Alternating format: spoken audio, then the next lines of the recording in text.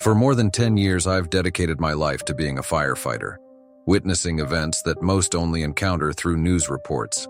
I've faced flames that scorch with an intensity beyond imagination, experienced explosions that can obliterate structures, and participated in rescues that test the very limits of human strength.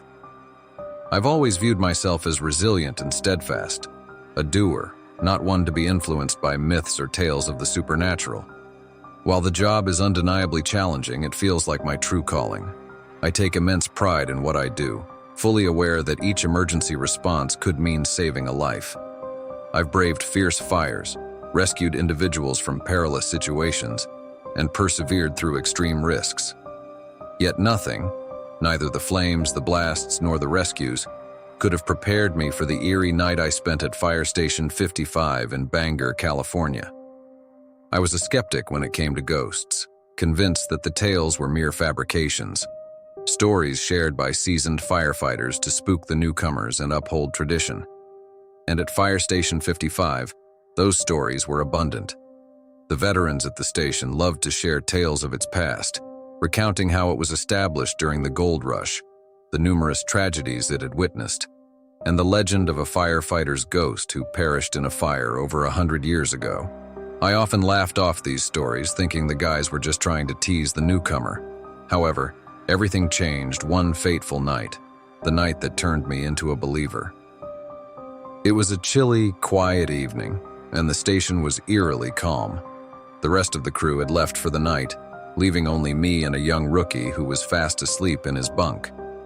As I took the late watch, I found myself alone in the common room, flipping through a magazine in an effort to stay awake. The silence was soothing, a refreshing contrast to our usual hectic shifts. Around midnight, I began to feel sleepy. The cozy warmth of the room, the gentle hum of the heater, and the comfort of the old couch all conspired to send me into a light slumber. I wasn't out for long, just a few minutes perhaps.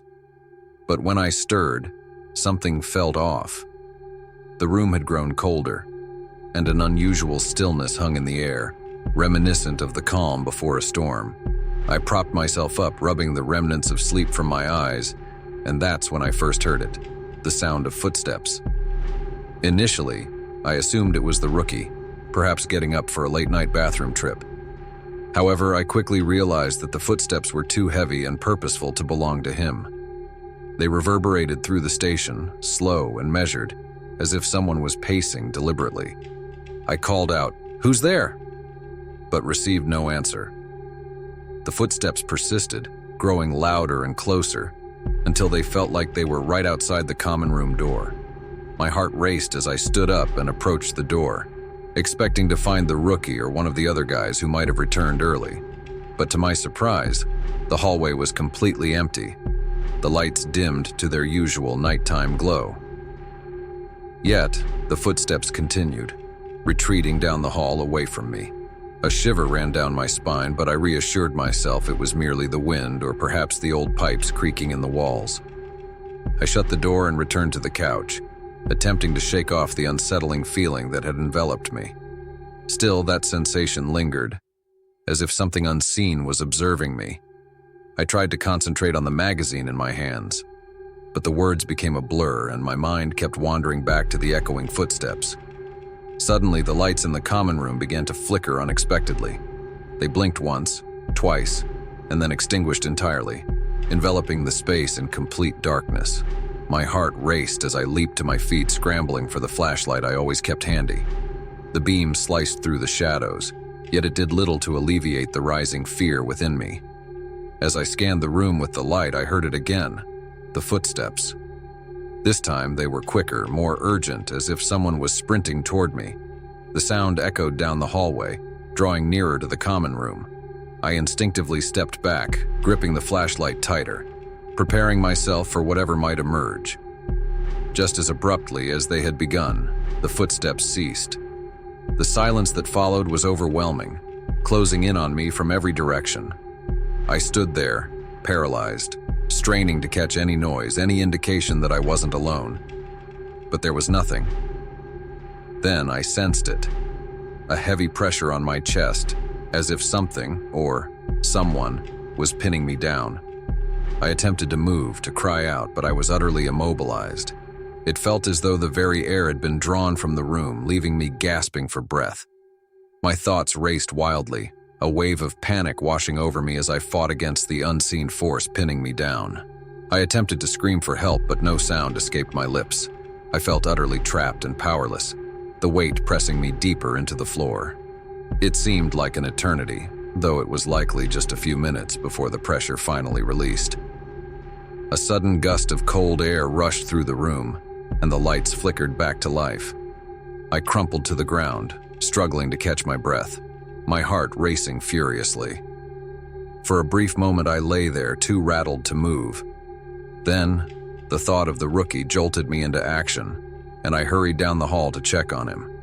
I found him peacefully asleep in his bunk, blissfully unaware of the chaos that had just unfolded. I shook him awake, desperate to share my experience, but the words eluded me. How could I explain that I had just faced an invisible threat, something that defied logic? The remainder of the night blurred together. I remained in the common room, every light blazing, clutching my flashlight as if it were a lifeline. Sleep was impossible. My mind was consumed by the memory of that unseen force, the haunting footsteps in the darkness, and the chilling wind that had swept through the space. The following morning, when the rest of the team arrived, I attempted to share my experience with them. However, as soon as I began, I noticed the doubt in their expressions. They simply didn't believe me, assuming I was just fatigued or perhaps overwhelmed by the demands of the job. Yet, I was certain of what I had experienced. I felt an undeniable presence in that room, something that clearly didn't belong in our reality. After that incident, I never returned to Fire Station 55. A few weeks later, I received a promotion and was reassigned to a different station, far away from Bangor.